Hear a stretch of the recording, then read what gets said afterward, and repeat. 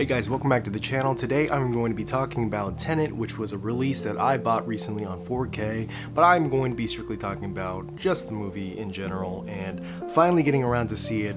And one of the things that was really hard about getting to see this movie was, well, the state of the entire world. As you guys know, HBO Max is deciding to release 17 of their movie titles that were supposed to be released this year and had plans to release in 2021, all on HBO Max. And for me, that's kind of a difficult decision. It has been said that these movies are going to be released in theaters along with the release on HBO Max, but the likeliness of most people visiting and wanting to return to movie theaters, especially during this time, is very, very unlikely.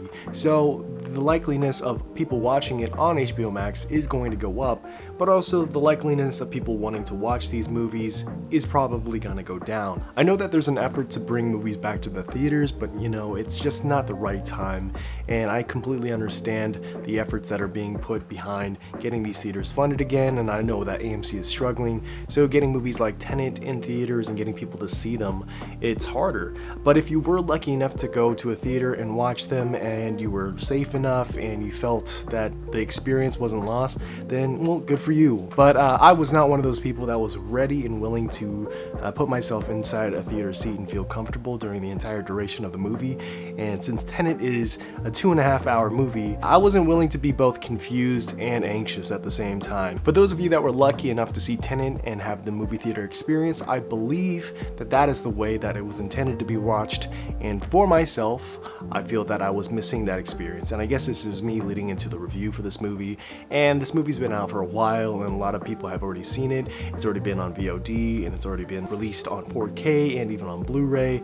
So it's been out there for a while, and I know I'm coming late to the party, but that is Korean style. We are always 30 minutes to an hour late to every party. So my first thoughts and impressions of Tenet when I was watching it, I was thinking that this is a spectacle movie. This is a movie that is meant to be watched on the big screen, specifically IMAX, since Christopher Nolan's vision has always been in 70mm or on IMAX. It's just always been big. It's always been meant to see blown up on the big screen. And ever since The Dark Knight, he's sort of implemented this technology and made it widely notable as something that most directors are using now. It's sort of a standard now. And just the experience of watching a movie in IMAX is very special. And I wish I got to see Tenet in that particular way, because I feel that I was missing out on a lot of, which I guess is my first complaint, but a lot of the sound. I know that a lot of people were complaining about the sound in Tenet, and a lot of Christopher Nolan's movies have had complaints about the sound quality in them, just because the sound design in itself isn't bad, but it's the sound mixing. It's the way that he balances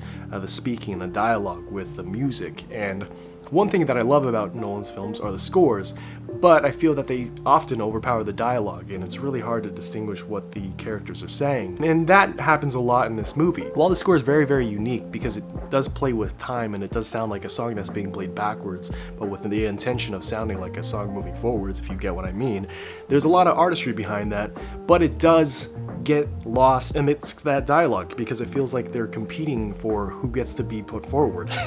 And when it comes to that, you don't know if you should be focusing on what the characters are saying or if you should be focusing on the swelling score. And yeah, that's one of the issues I found with this movie. That being said, overall great score, but the dialogue wasn't heard the first round. I've only watched this once, so maybe it needs a second pass through.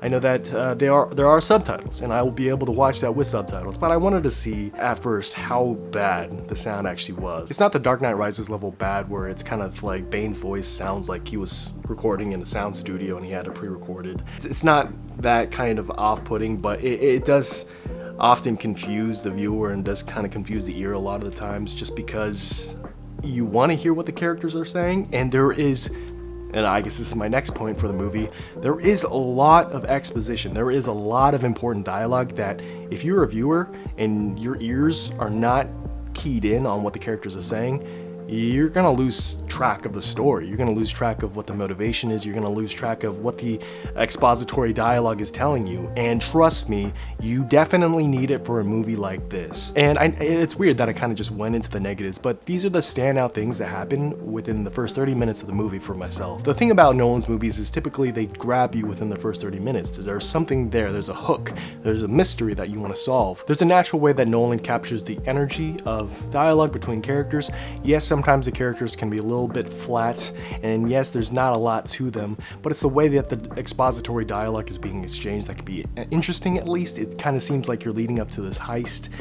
It's not as hook, line, and sinker as Vin Diesel telling the boys that they're family or anything like that. It's not that inspirational. With movies like Inception, the actual expository dialogue is really interesting because they have visuals that are kind of showing you what the world is and what they're getting into. For example, in Inception, we have a character played by Elliot Page, or formerly known as Ellen Page. The great thing about her character is that it's sort of a placeholder for the audience because we get to experience the movie through her, but from Tenet's perspective, we are watching it through John David Washington's character, whose name is escaping me, but we get to watch it through his eyes, and he's our protagonist as well as someone who's kind of catching up on the story, catching up on what Tenet is, catching up on, I guess, spoilers-ish. Through John David Washington's character, we're being introduced to this technology that exists in the future, and in the future, they're able to reverse the mechanics or the entropy of an item. So let's say that a bullet is being shot. This technology allows that bullet to travel backwards in time. So yeah, it's a time-bending concept, something that you will be familiar with if you've watched any of Nolan's movies. He loves to play with time. Time is something that Nolan has always been really fascinated with, and it's something that has been introduced in movies like Memento when it's about memory, and in Interstellar, Christopher Nolan likes to play with the idea of time in terms of space, and in Inception, he plays with time in how we perceive time as going a lot faster in a dream, and when in reality, 2 seconds or maybe 30 minutes has gone by. So he likes to play with that concept of time, and he does that again in Tenet, which its execution doesn't exactly land, but you have to admire it for the risks that he's taking and for what he's trying to explain on the screen. And that's leading all back to the exposition. With such a high concept, Nolan has a huge task at hand, and the way that he contributes to telling us, the audience, about a concept that he's thought about in his brain probably several times. It's trying to catch us up within 2.5 hours while also telling a story and while also introducing us to characters. It's a monumental, almost impossible task because a movie like this is so unique and it really hasn't been done before, and that's kind of what Nolan is trying to do. He's trying to put a stamp on history, trying to put a stamp on film history by introducing these high concepts and trying to execute them for a mainstream audience. And that's very hard. And it sounds like I'm blabbering, but I'm trying to give the movie credit where credit is due, because this movie, for myself, and I guess this is going to hurt a lot of feelings if you love Tenet, but this movie just doesn't deliver for me. And that was one of the disappointing factors about this movie, is that I want to revisit it just to catch up on the things that I didn't get from my first time viewing it, but I also really kind of dread rewatching it because exposition is heavy in this movie. It really bogs the movie down, and there's not a lot of characters to really latch onto. Leonardo DiCaprio's character Cobb in Inception was someone you could latch onto because his story and the growth of his character and the things that he's trying to fight are intertwined with the story at hand. Him going into Cillian Murphy's dreams and putting one little item in there so that his character can make a different decision, that's kind of like plot B of what's actually going on, because this is actually a character study of Cobb, someone who is dealing with regret, someone who's dealing with depression, and someone who's dealing with the loss of a loved one. That movie is perfect in a lot of ways, and I think it's a movie that is easy to revisit because there's so many things in there, so many things you can latch onto, and the characters and the way that they interact with each other, like Tom Hardy's character, Joseph Gordon-Levitt's character, all of them have their own idiosyncrasies that you can kind of latch onto and enjoy. But this movie doesn't give you a lot. That leads me back to the characters, and John David Washington's character in particular. While being charming, while being, the leading man, and while being all those things, he doesn't really get to show us anything about his character. For myself, John David Washington's character doesn't have a lot of motivation. He kind of feels like a character that is being driven by the plot and being told that this is something that you should do. This is something that you need to do. You need to talk to this person that will tell you that you need to talk to this person, and then this person will tell you need to talk to this person. It's a whole lot of that. Well, leading back to the exposition, there's a lot of just walking and talking. Like, this movie could be a montage of people just perusing around interesting looking places and really cool digs. At certain points, it felt like I was watching like a Vanity Fair or a Vogue catalog. This movie just takes a lot of time away from the characters by doing this, by just telling the characters where they need to go, what they need to do, rather than telling us anything about the characters and their motivation and what their whole reason for wanting to pursue this mission. I mean, I get that the mission is important because what it will do is, if they don't accomplish this goal, then all of humanity will be wiped from existence. The stakes are there, but I wish I just knew more about the characters. I wish I understood more about John David Washington's character, since he is our protagonist. Since he literally says in the movie that he's the protagonist, but really, in reality, what the movie is showing us is that Elizabeth Debicki's character, Elizabeth Debicki's character is sort of our actual protagonist because her story intertwines with the actual mission. In this case, she has more aligned with Cobb's character in Inception than John David Washington's character does. John David Washington's character is more like Ariadne, but it's just weird. It's just weird. I feel like those characters should have been switched around. I think that would make the story a little bit more focused and would have had us a little bit more interested in the protagonist in that case, but that's just my thoughts on it. But that leads me to the next character, which is Neil, played by Robert Pattinson. I was really looking forward to this character because I think Robert Pattinson is one of the most underrated actors working. Yes, I was one of those people back in high school who was just jealous of how good looking he was, and I was like, man, this guy's just a shiny little sparkly little vampire. He can't act. But then I watched him in other movies, I opened my eyes, and I matured, I grew up, and I realized, hey, actors are actors. They take jobs, just like anybody else. Everyone has that one shitty job that they don't really like to talk about. That's Twilight. And if anyone hates Twilight more than anyone else, it's Robert Pattinson. So I was really looking forward to his character. Yeah, it's not that he didn't deliver, it's not that he wasn't great in the role, it's just didn't get much from him, didn't learn much about him. There is a part in the movie where you're like, oh, okay, this character is a lot more important than he's leading himself on to be.